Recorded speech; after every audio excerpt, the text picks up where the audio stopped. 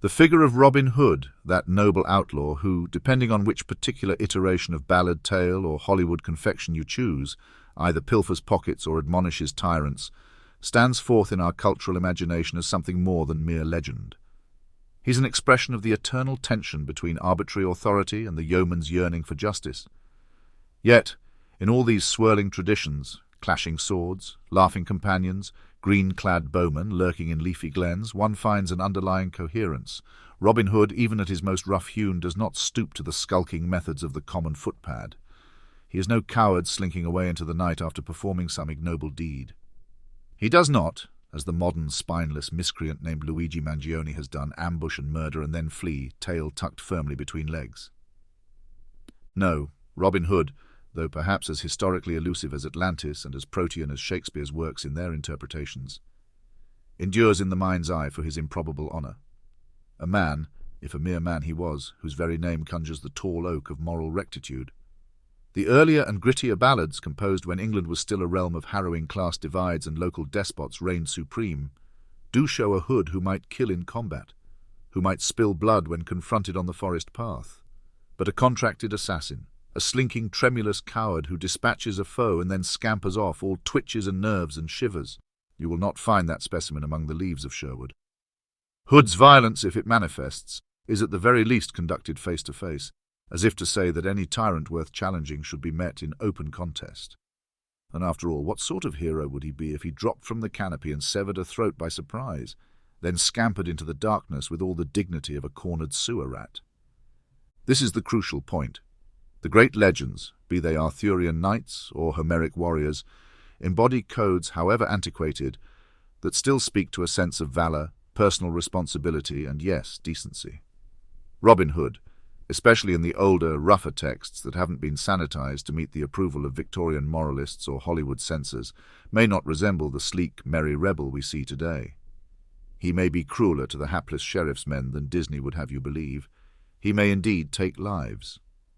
But even in these accounts he does so as a man standing on equal ground with his adversaries. The kill is not the ultimate aim, but rather the unfortunate product of resisting oppression. There is no moral grandeur in flitting about the periphery and sticking a knife in someone's back only to flee like a panicked rodent.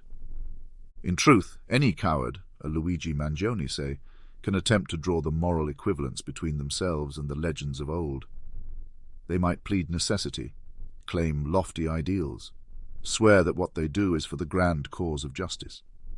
But let the record show, the true hero, even a quasi-legendary one, dares to confront his foe openly.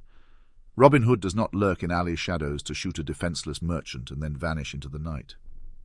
He hunts the wicked openly, and if confrontation leads to killing, it is acknowledged and owned, not excused by half-baked manifestos and unmanly flight. Historical or not, the essence of the Hood figure is a call to stand upright, to claim one's deeds, and to face consequences, good, bad, or bloody. Is Robin Hood historically verifiable? The question hardly matters. He may well be an amalgam of stories, a composite of yeomen who stood against overweening barons and unscrupulous sheriffs.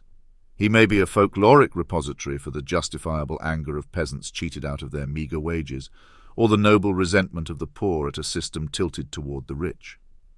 The point is that this symbol, this archetype, has persisted through centuries precisely because the name Robin Hood suggests courage, initiative, and a certain moral gallantry that thrives in the open air, not in slinking shadows.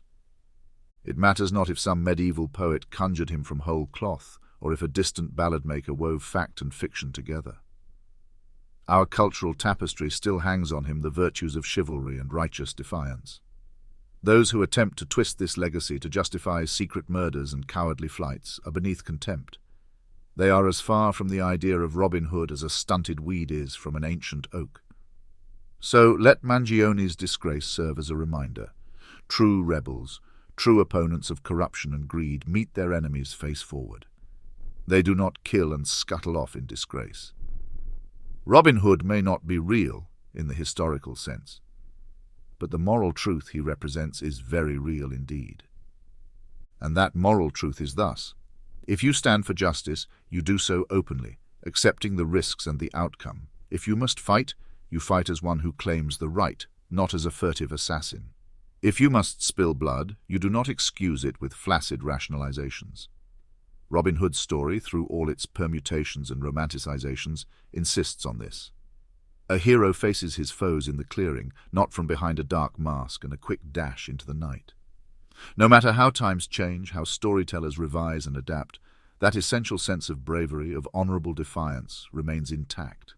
And that is why we still speak his name, centuries on. If there ever was a man behind the myth, perhaps he would be astonished at the longevity of his legacy, and gratified that we continue to understand the difference between open defiance and cowardly murder. This difference is what separates Robin Hood's Greenwood from the small, pathetic attempts of modern killers who fancy themselves heroes, yet dare not show their faces. Their deeds vanish into obscurity as they must. The legend, the ideal, the Hood we know will endure. And as long as it does, it will bear witness to the fact that its hero never stooped to the level of skulking, cowardly brutes who kill under cover of anonymity and then slither away.